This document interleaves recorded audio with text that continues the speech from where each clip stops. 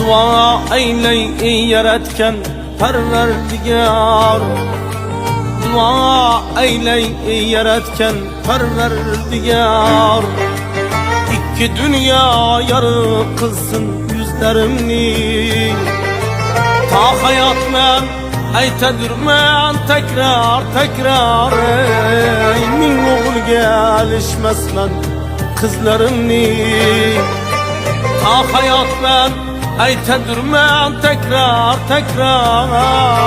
Min oğul gelişmesmen kızlarımni.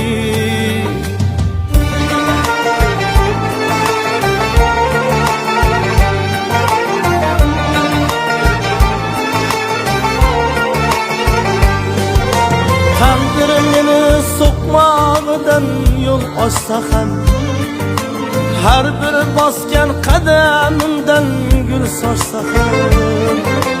Tandirimini sokmağıdan yol açsa hem, her bir basken kademimden gül saçsa hem. Başlarımdan günde tilla zar saçsa hem. Min oğul gelişmesmen kızlarımni, başlarından her gün tilla zar sarsa hem. Min oğul gelişmesmen kızlarımni.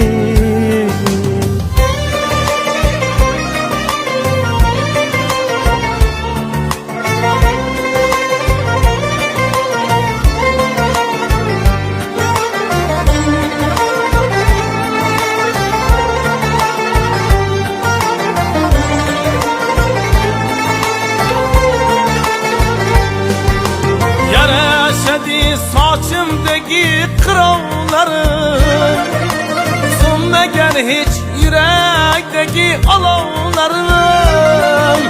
Yaraşadı saçımdaki kıravlarım, sönmegen hiç yürekteki alavlarım.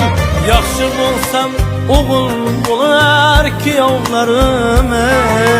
Min oğul gelişmesmen kızlarımni, yaxşı bolsam oğul